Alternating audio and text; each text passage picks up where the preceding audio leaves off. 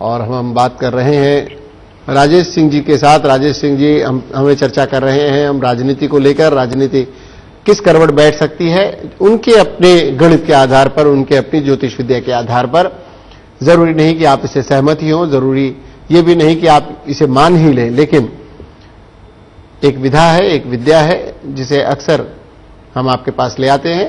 विश्वास करना न करना आपके हाथ में है, लेकिन एक बात तो उन्होंने कही है कि सफलता के लिए भाग्य का होना भी जरूरी है। सफलता और भाग्य दोनों साथ हो तभी आदमी कुछ बन पाता है। कई उदाहरण भी उन्होंने दिए हैं। अडवाणी जी को लेकर खास करके कहा आपने, पवार जी को कहा। हाँ, वही तो ये इस बार बनने के चांसेस है क्या? देखिए, जहां तक मेरी संभावना, मुझे जहां तक ये संभावना लगती है कि रेस में तो रहेंगे, लेकिन दिल्ली अभी कुछ दूर है।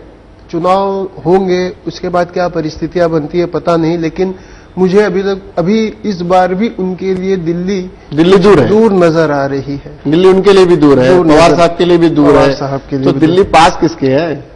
देखिए, जहां तक मेरा आकलन है, मैं ये नहीं कहता, ज्योतिष एक आकलन है, एक गणित है, एक हम उसमें नहीं है कि ये कर दिया वो कर दिया आप आ जाओगे, नहीं। हमने गणित और एक आकलन से एक आपका गणित क्या कहता है? हमारा गणित यही कहता है कि अगर यूपीए की सरकार जहां तक संभवतः बन सकती है, लेकिन उसमें भी उसे बहुत सी बाहरी पार्टियों का समर्थन देना पड़ेगा।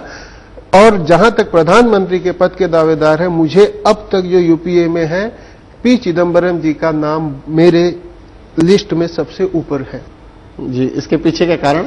इसके पीछे जहां तक मैंने यूपीए के नेताओं, खासकर कांग्रेस के बड़े नेताओं की कुंडलियां, प्रश्न कुंडलियां, जन्म कुंडली का अध्ययन किया है, उसमें मुझे जिनका पी चिदम्बरम जी की कुंडली सबसे जबरदस्त नजर आ रही है। और वो देखिए आप, इलेक्शन आते आते वो एक बहुत बड़ी भूमिका निभाएंगे, आजकल मीडिया में भी छाए हुए हैं। एक अलग बात आपने कही है, एक विषय छेड़ा है, क्या उस दिशा में एक बेहतर प्रयास माना जाए कांग्रेस पार्टी का कि जब जिम्मेदारी आई उन पर 26 नवंबर के बाद जी, एक बहुत बड़ी जिम्मेदारी उनके ऊपर सौंपी गई जी, तो एक विश्वास, बस एक विश्वास है, एक प्रयास है, जिस तरह से उन्होंने हैंडल किया। देखिए, मैं किसी के तरफ से नहीं बोल रहा हूं, लेकिन एक उनका विश्वास है। और आज बड़े बड़े पदों पे रहे हुए, बड़े बड़े मंत्रालय का उन्होंने कार्यभार संभाला है, जिसे उन्होंने बखूबी निभाया है। यानी प्रधानमंत्री का पद एक बार फिर दक्षिण जा सकता है, क्योंकि संभवतः मनमोहन सिंह जी के स्वास्थ्य की स्थिति उतनी अच्छी नहीं दिख रही है कि वो उस पद पे ज्यादा दिन या उस पद पे इलेक्शन के बाद वो बैठ सकते हैं। जी, स्वास्थ्य उनका मेरे हिसाब से इजाजत नहीं देता। स्वास्थ्य उनका ठीक नहीं रहेगा। कुछ हम बात कर रहे थे राष्ट्रवादी कांग्रेस पार्टी और कांग्रेस की, बात कर रहे थे भारतीय जनता पार्टी की, यूपीए के अन्य घटक दलों की, लेकिन हम आपको बताते चले कि यूपीए के 3 घटक दलों के सुप्रीमो ने 3 अलग अलग सुप्रीमो जो रहे हैं उनके साथ, कांग्रेस के साथ आज लखनऊ में अपनी एकजुटता दिखाई और ऐलान किया कि उनका सफर सिर्फ लोकसभा चुनाव तक ही नहीं बल्कि विधानसभा चुनाव में भी जारी रहेगा। यानी कांग्रेस के लिए सरदर्द बने रहेंगे मुलायम, लालू और पासवान। मुलायम, लालू और पासवान की तिकड़ी ने यह भी साफ कर दिया है कि वो कांग्रेस के खिलाफ नहीं है। राष्ट्रीय जनता दल के राष्ट्रीय अध्यक्ष लालू प्रसाद ने कहा है कि लोकसभा चुनाव होने के बाद यूपी का ही साथ देंगे। वीपी सिंह जिस तरह से प्रधानमंत्री बने और मिलीजुली सरकार की एक अलग तरीके से शुरुआत हुआ, प्रचलन हुआ, और आज बिना गठबंधन के सरकार बनाने की कोई कल्पना भी नहीं कर सकता। इतने उम्मीदवार ही नहीं खड़े कर पाते कि वो जीतकर पूर्ण बहुमत में आ सके। सबके सब जीत जाए तो शायद सरकार आ जाए। देखिए, वही स्थिति है। मैंने आपको शुरू में कहा ना कि जो मैंने वर्ष कुंडली जो बनाई थी वो इसी तरह की स्थिति पैदा कर रही है। इसमें कोई आश्चर्यचकित होने की बात नहीं है कि बड़े बड़े दिग्गज इस बार धराशायी हो सकते हैं। और मिलीजुली सरकार, ये जो तीसरा फ्रंट है जी, आपने यहाँ तो स्पष्ट कर दिया कि शायद शरद पवार न बन पाए, हाँ, लेकिन कुंजी उनके हाथ में होगी। तमाम दावों और मेहनतों के बावजूद अडवाणी जी नहीं बन सकते क्योंकि उनके भाग्य में क्योंकि अभी दूर है। जी, हम ये नहीं कह सकते कि कभी नहीं बनेंगे, कब किसका सितारा खुल जाए, कब किसका भाग्य बदल जाए। देखिए, थर्ड फ्रंट का ऐसा है कि आप में वहां पे भी आपको दिग्गज नेता ही दिखेंगे। अगर आप वहां हर स्टेट में दिग्गज नेता है। चंद्रबाबू नायडू एक अपनी जगह है, तो चिरंजीवी आज अपनी जगह, आज उनकी भीड़, उनके पीछे पब्लिक वैसे ही दीवानी है।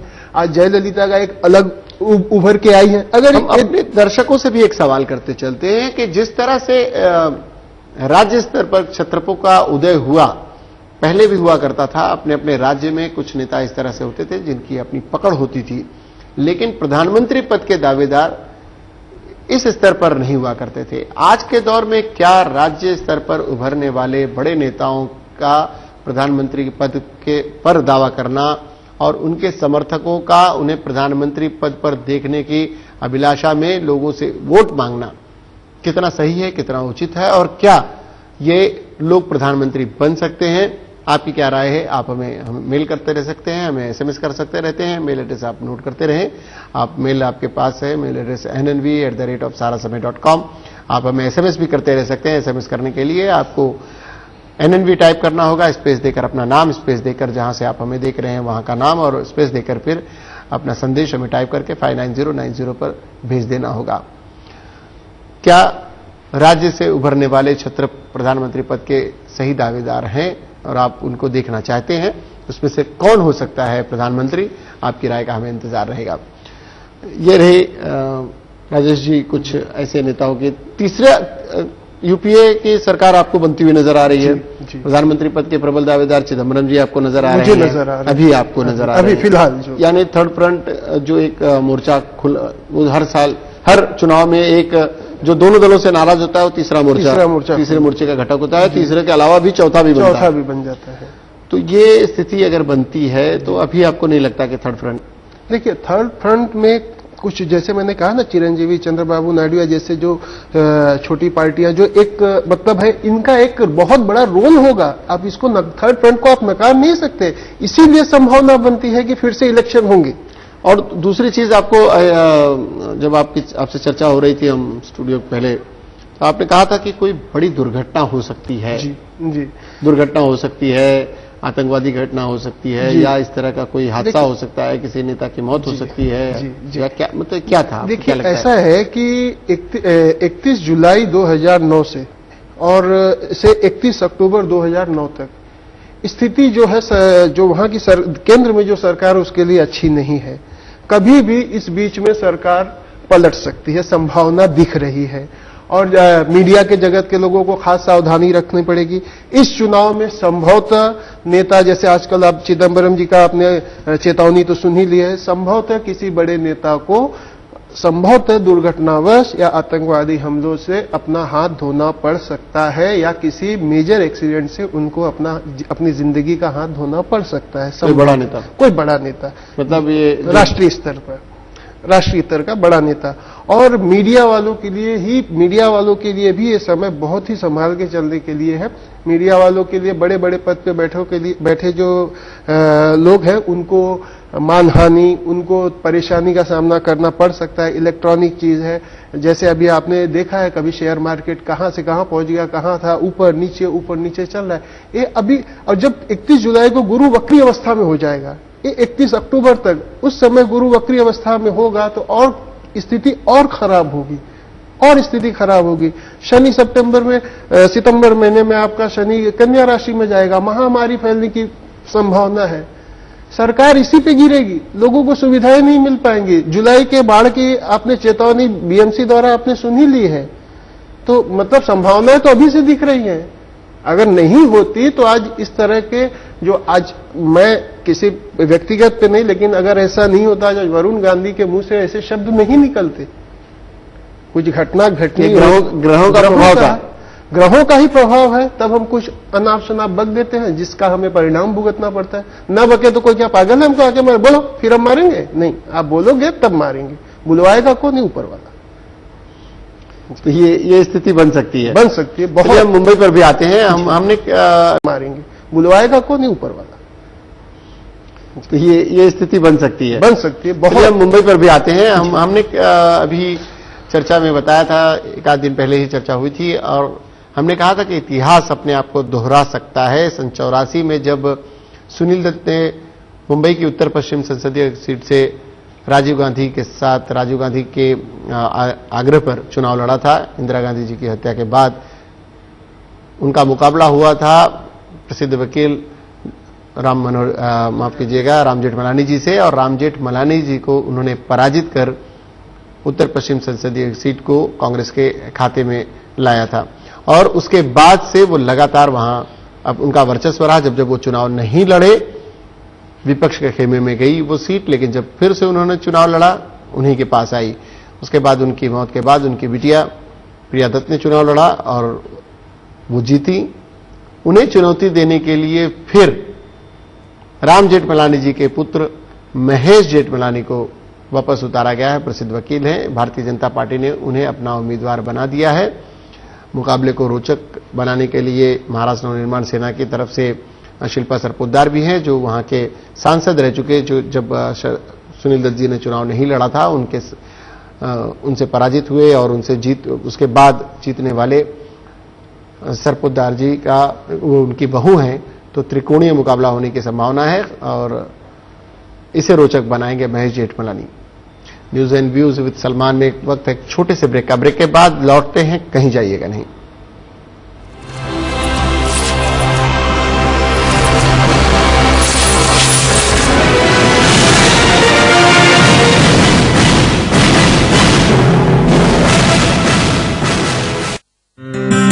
जिंदगी की रफ्तार कहीं रुक न जाए। उकाया ट्यूबुलर का वादा, लाइफ डबल से भी ज्यादा। चलती रहे जिंदगी।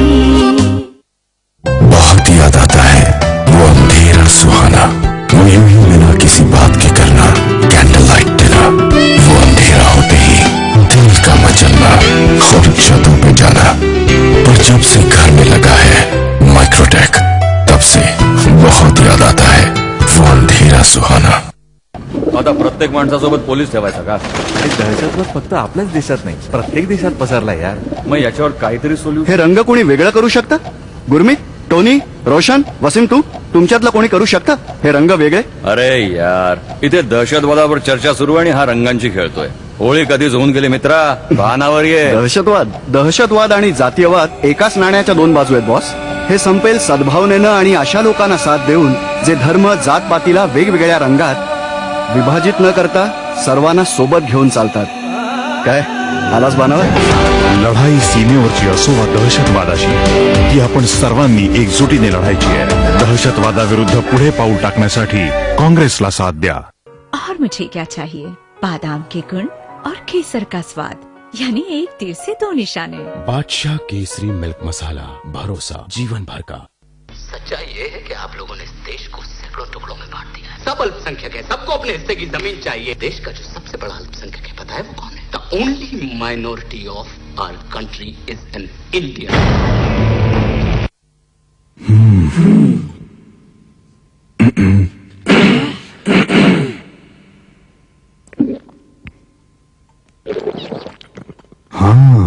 अच्छा अच्छा. तुम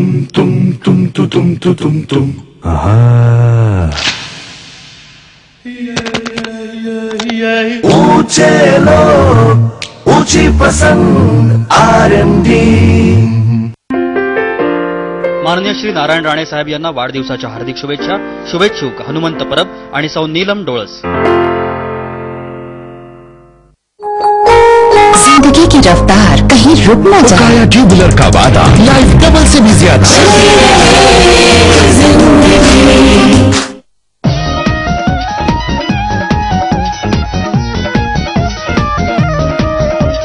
ऐसा पहली बार देखा दीवानेपन में, जलते बुझते प्यार के हैं शोले मन में. ये कैसी आग लगी है मेरी सांसों में, ये कैसी प्यास जगी है मेरी आंखों में. ऐसा पहली बार देखा दीवानेपन में, जलते बुझते प्यार के हैं शोले मन में. सांबर मसाला हो या चने का मसाला, कसूरी मेथी या देगी मिर्च, असली मसाले सच सच MDH. बेदाग कल का एक चेहरा चाहिए, कल का रंग सुनहरा चाहिए. दर्द नहीं खुशियों की झनकार चाहिए, हर चेहरा मुस्कुराए ऐसी सरकार चाहिए. निडर नेता चुनेंगे हम फैसलों में. मजबूत नेता, निर्णायक सरकार, भारतीय जनता पार्टी. इतिहास का सबसे बड़ा योद्धा,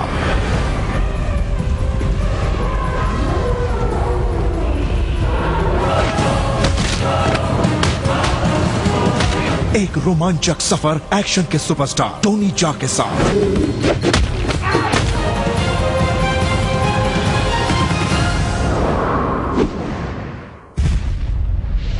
वन मैन आर्मी हिंदी में।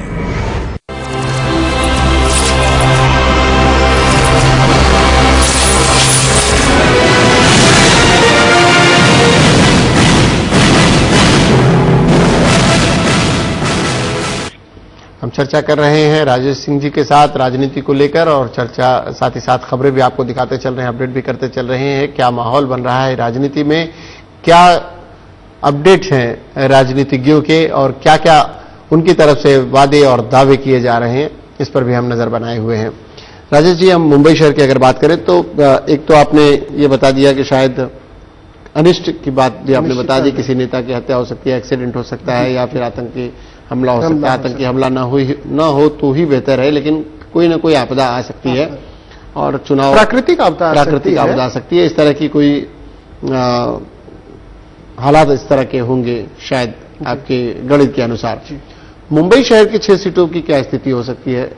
देखिए, जहां तक मुंबई शहर की 6 सीटों की बात है, जैसे पिछली बार कांग्रेस का वर्चस्व रहा है या थोड़ा बहुत जो भी, तो इस बार लेकिन मुझे मुकाबला बहुत ही कांटे का लग रहा है, क्योंकि 1-2 वोट कटवा पार्टी भी जुड़ गए हैं जिस तरह से। तो जैसे कि बीएसपी आ गई है, मनसे आ गई है, इनकी भी एक भूमिका रहेगी, इनका भी एक रहेगा। मनसे की तो बहुत बड़ी भूमिका रहेगी इस चुनाव में। आप देखेंगे लोग निगलेक्ट कर रहे हैं, लेकिन उनका वोट परसेंटेज पहले से बढ़ेगा। और जहां तक आप प्रिया दत्त की बात कर रहे हैं, शिल्पा सरपोतदार उनके लिए एक चुनौती बनेगी, बहुत ही चुनौती बन के उभर सकती है शिल्पा सरपोतदार। यानी शिल्पा, वही हम अभी जब चर्चा कर रहे थे तो ये कि किसी एक की बहू है जी, शिल्पा जी एक सांसद रह चुके जी, मधुकर जी की बहू है। राम जेठमलानी जी सांसद रहे, उनके बेटे महेश जेठमलानी और सुनील दत्त जी की बेटी, यानी तीनों का ये दूसरी पीढ़ी चुनाव में अपने भाग्य आजमाएगी। वही भाग्य की बात आ गई। महेश जेठमलानी दूर दूर तक नाम नहीं था, नाम जिसका था उसके लिए हंगामा हो गया, वो कहीं और चली गई, नाम आ गया महेश जेठमलानी। यही भाग्य है, और यही भाग्य यही चक्र अपना खेल खेलेगा इस लोकसभा चुनाव। पिछली बार जो 5 सीटें कांग्रेस ने जीती थी, 5 की अपेक्षा आप नहीं कर रहे हैं इस बार? आपका गणित क्या?